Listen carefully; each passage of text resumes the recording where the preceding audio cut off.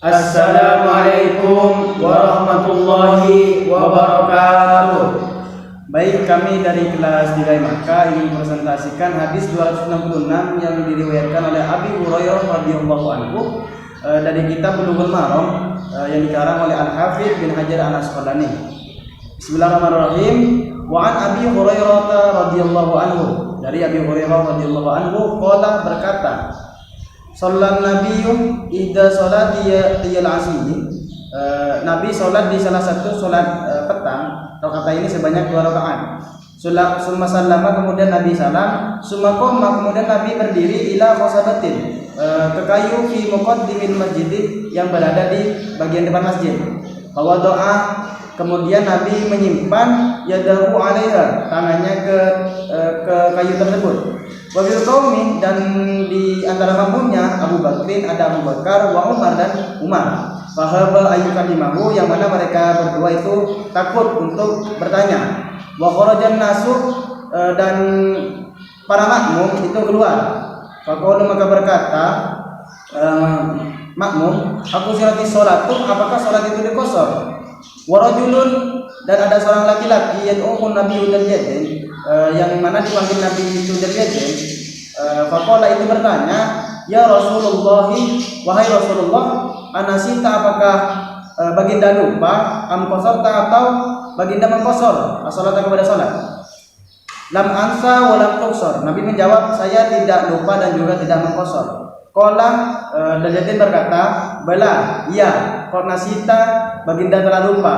Fa shalla, kemudian Nabi salat rakaat ini sebanyak 2 rakaat. Summa salama, kemudian Nabi salam. Summa kabbara, kemudian Nabi bertakbir. Fa sajada, kemudian Nabi bersujud misal sujudihi, seperti sujud biasanya. Atau lebih panjang. Summa rafa'a, kemudian Nabi mengangkat ra'sahu, kepalanya. Wa kabbara, dan bertakbir. Summa wada'a, kemudian menyimpan ra'sahu, kepalanya. Wa kabbara, kemudian bertakbir. Fa sajada, dan sujud misal sujudihi, sebagaimana sujud seperti biasanya. Atau lebih panjang. Summa rafa'a, kemudian Nabi mengangkat ra'sahu, kepalanya Nabi. Wa kabbara, dan kemudian bertakbir. Muttafaqun alaih, yang mana hadis ini disahkan oleh Imam Bukhari dan Muslim. Jadi penjelasan dari hadis 266 yang diriwayatkan oleh Abu Hurairah ini, bahwasanya Nabi ketika itu sedang sholat di antara sholat petang, yang mana diriwayatkan di sini itu bahwasanya sholat asar. Jadi Nabi itu ketika sholat asar dan mendapatkan 2 rakaat, Nabi langsung salam. Yang mana Nabi ketika sudah salam langsung pergi ke mimbar. Yang mana di antara makmumnya ada Umar dan Abu Bakar, yang mana mereka berdua itu takut untuk bertanya kepada Nabi. Nah, setelah makmum itu keluar semua dari sholatnya, makmum bertanya, apakah sholat ini dikosor atau apakah sholat ini lupa? Kemudian ada seorang yang dijuluki oleh Nabi Udayyadin berkata kepada Nabi, bertanya, apakah sholat ini dikosor atau lupa? Nah, langsung Rasulullah menjawab, lam amsa wa lam tuqsor. Nabi menjawab bahwasanya saya tidak lupa dan saya tidak mengqasar sholat. Nah, setelah itu Udayyadin berkata, bala qad nasita, benar, ternyata Anda sudah lupa, baginda sudah lupa. Kemudian mendengar hal itu, Nabi langsung sholat 2 rakaat, melanjutkan dari sholat yang tadi, sholat yang dilupakan. Nah, setelah salam Nabi langsung sujud sahwi. Itulah penjelasan dari hadis 266. Jadi dari hadis di atas yang dibacakan oleh teman saya, terdapat beberapa hukum. Hukum yang pertama yaitu berbicara di dalam sholat dalam keadaan lupa maupun menyangka bahwasanya sholat tersebut ini sudah sempurna, maka hal itu tidak membatalkan kepada sholat. Nah, dalil ini diambil dari cerita yang tadi, yang mana ketika itu Nabi lupa itu dalam melaksanakan sholat asar. Kan Nabi itu kan melaksanakan hanya 2 rakaat. Nah, kenapa dia lupa? Karena menyangka bahwasanya sudah sempurna. Nah, ketika Nabi menyangka bahwasanya sholat itu sempurna, Nabi berkata atau berkomunikasi dengan Udayyadin bahwasanya sholatnya itu tidak sempurna. Nah, seketika itu juga Nabi langsung melanjutkan sholatnya. Nah, hal itu menunjukkan bahwasanya tidak membatalkan sholat. Karena kenapa? Kalau memang misalkan membatalkan sholat, maka Nabi itu tidak mengulang, maka Nabi itu kan mengulang. Nah, sedangkan di hadis ini Nabi itu melanjutkan dari sholat yang dilupakan tadi. Nah, itu dalil yang menunjukkan bahwasanya berbicara karena lupa atau mengira bahwasanya sholat itu sudah sempurna itu tidak membatalkan sholat. Itulah dalil yang diambil dari hukum pertama tadi. Berbeda dengan Abu Hanifah, kalau yang tadi mengatakan tidak membatalkan sholat, Imam Abu Hanifah ini malah membatalkan sholat. Hukum berbicara di dalam sholat secara tidak sengaja maupun lupa, menurut Imam Abu Hanifah ini membatalkan terhadap sholat secara mutlak. Nah, dan hukum yang kedua dari hadis yang dibacakan teman saya, yaitu hukum bergerak di dalam sholat ini tidak membatalkan terhadap sholat. Nah, dalil yang diambil dari hukum yang kedua ini adalah sebagaimana perilakunya Rasulullah, mana ketika dia keluar dari sholat bahwasanya dia mengira bahwasanya sholat itu sudah sempurna. Nah, kan kemudian yang di hadis di riwayat ini bahwasanya Nabi itu kan pergi ke mimbar, kan dia kan bergerak kan. Nah, bahkan di riwayat yang lain bahwasanya Nabi itu sedang pergi ke rumahnya. Nah, itu kan banyak kan perjalanannya kan, bahkan melebihi dari 10 kali gerakan.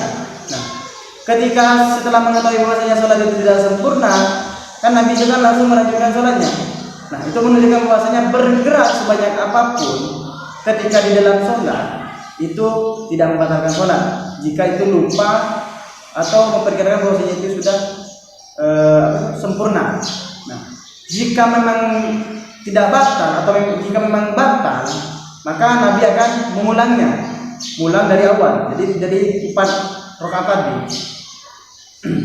Akan tetapi Imam Syafi'i berpendapat ataupun membatasi bergerak di dalam sholat ini membatasi sampai 3 kali. Dan jika ada seseorang di dalam sholatnya ini sudah mencapai 3 kali atau lebih, mencapai batasan yang dibatasi oleh Imam Syafi'i ini, maka secara otomatis sholatnya ini batal. Hukum yang terakhir dari hadis di atas yaitu terkait pelaksanaan sujud sahwi.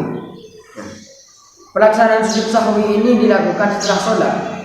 Dan dalil yang diambil dari hukum tadi bahwasanya pelaksanaan sujud sahwi itu setelah salat, sebagaimana dalam kisah tadi, yang mana Nabi setelah mengetahui bahwasanya sholatnya itu tidak sempurna, Nabi kan langsung melanjutkan sholatnya kan 2 rakaat. Nah, setelah melanjutkan sholatnya itu 2 rakaat, lalu salam dan kemudian sujud sahwi. Nah, itu menunjukkan bahwasanya pelaksanaan sujud sahwi itu setelahnya salam.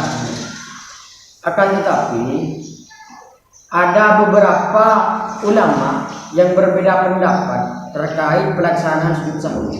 Yang pertama adalah menurut Imam Ad-Dhahiri, beliau berpendapat bahwasanya sujud sahwi ini dilaksanakan tergantung pada sebabnya. Jadi memandang sebabnya. Kalau Imam Ad-Dhahiri, Imam Ahmad berpendapat bahwasanya pelaksanaan sujud sahwi ini dilakukan sebelum salam ketika kesalahan tersebut dikarenakan mutlak secara lupa. Itu pendapat yang kedua. Dan pendapat yang ketiga yaitu dari Imam Syafi'i yang berpendapat bahwasanya sujud sahwi ini dilakukan sebelum salam. Yang ketiga. Dan yang terakhir pendapat dari Imam Hanafi,